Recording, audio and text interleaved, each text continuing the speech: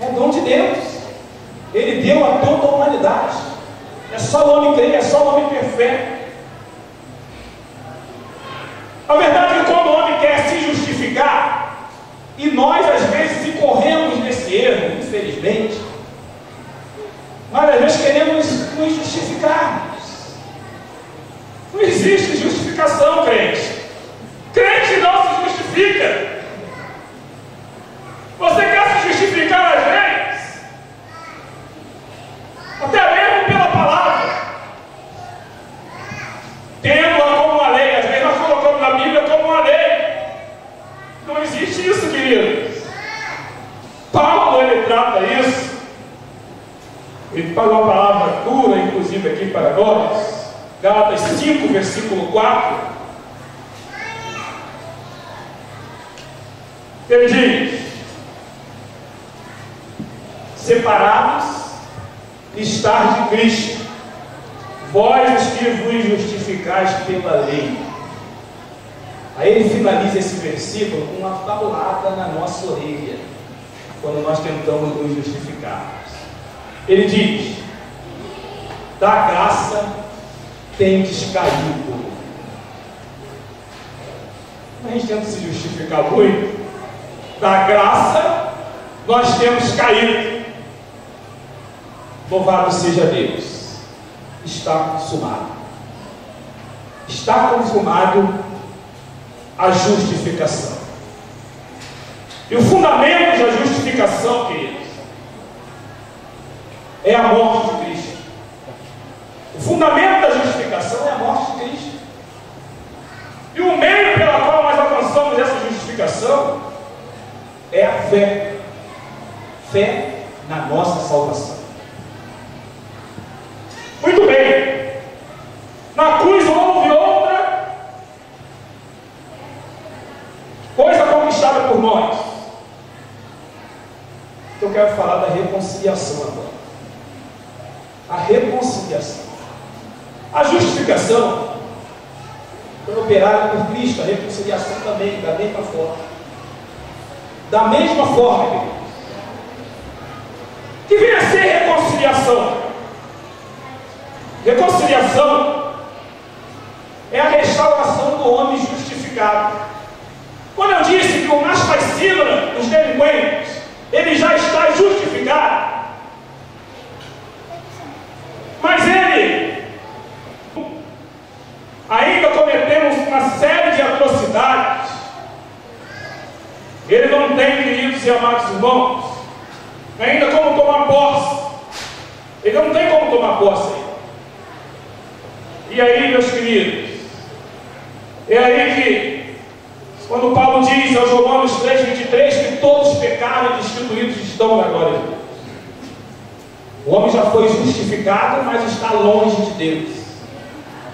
Está longe da glória de Deus.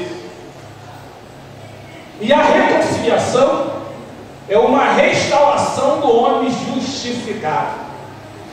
Restauração do homem justificado. E Deus quer restaurar aquele homem. Deus quer restaurar aquela mulher que se encontra numa situação difícil hoje, agora. Deus quer fazer isso.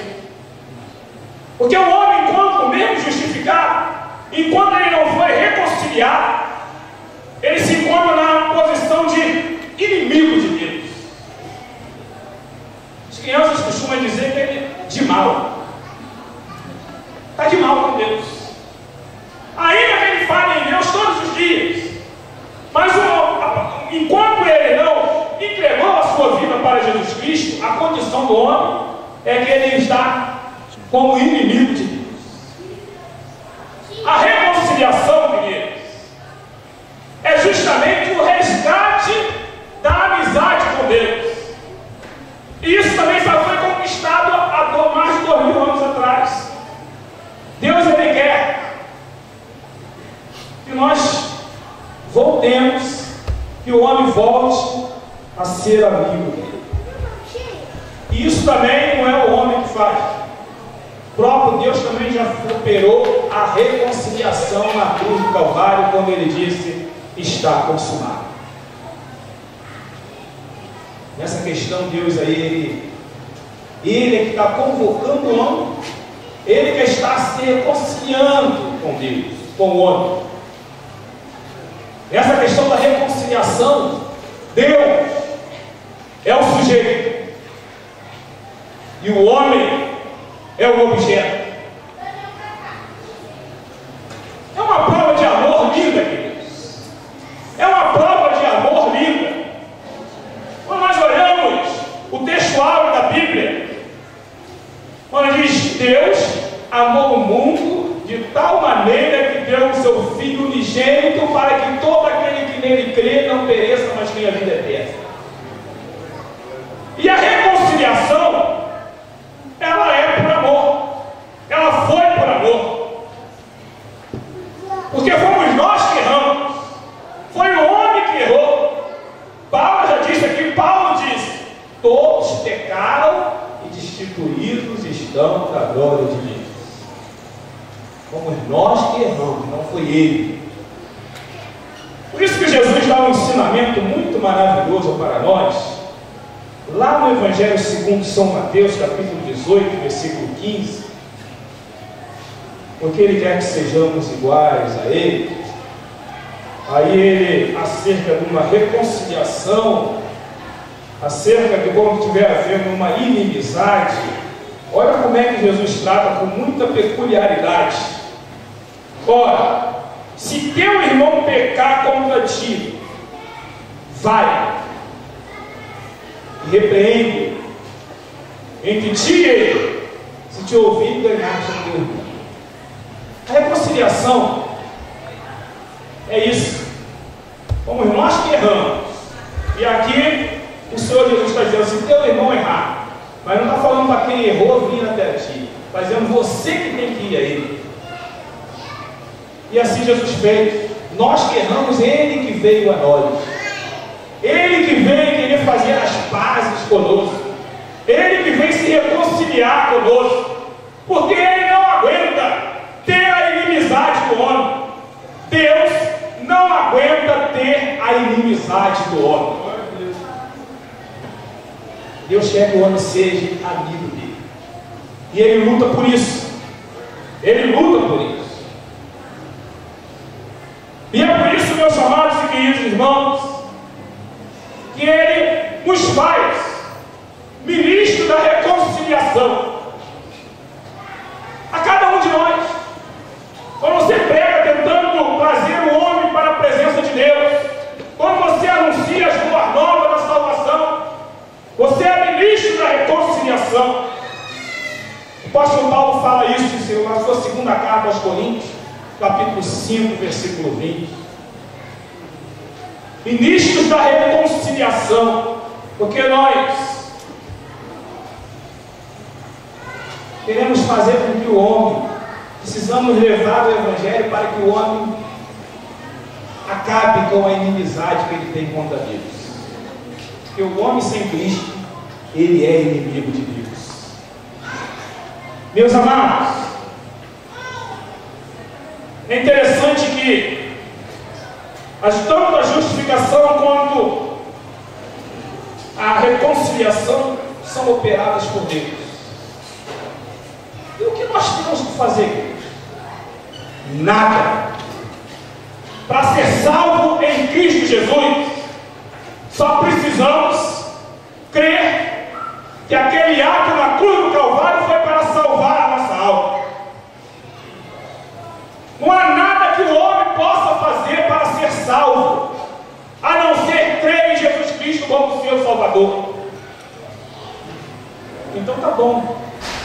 Então tá bom. Nós tomamos posse da justificação.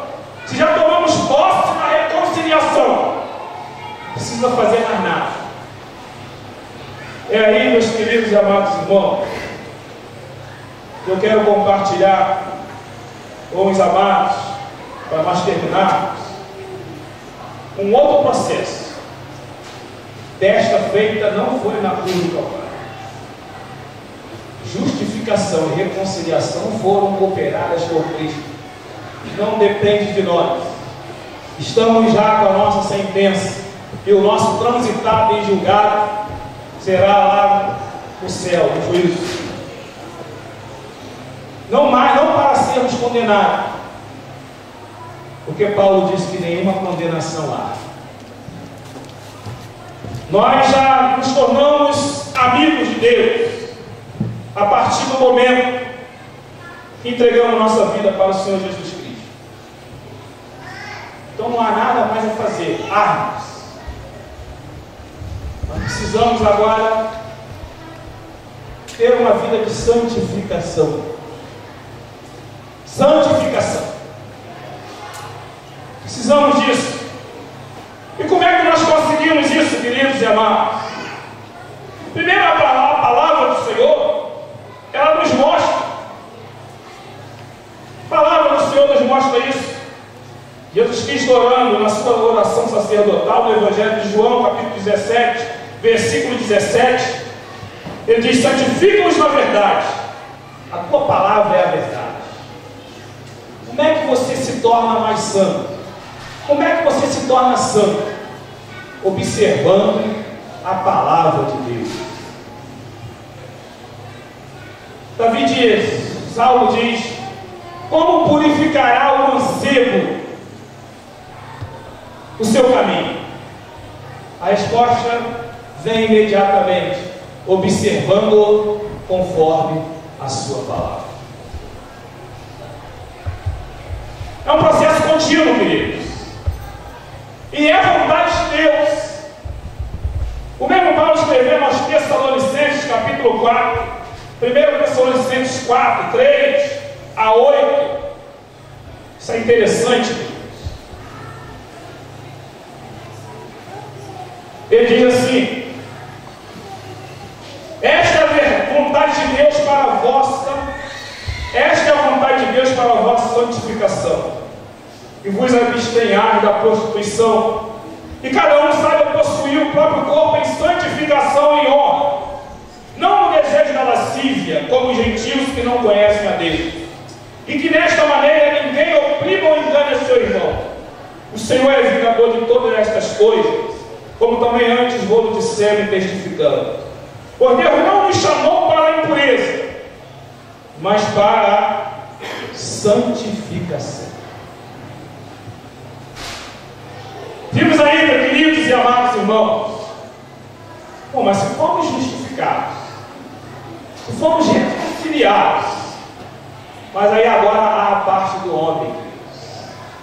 Há a nossa parte, que é a santificação. E o escritor aos Hebreus, ele diz que nós temos que seguir a paz com todos, capítulo 12, versículo 14, sem a qual, e a santificação, seguir a paz com todos e a santificação, sem a qual ninguém verá o Senhor. Queridos e amados irmãos, esse é o processo da nossa salvação. 2 pontos o Senhor Jesus já fez. 2 pontos o Senhor Jesus já fez: a justificação e a reconciliação. Cabe a nós buscarmos a santificação da nossa vida.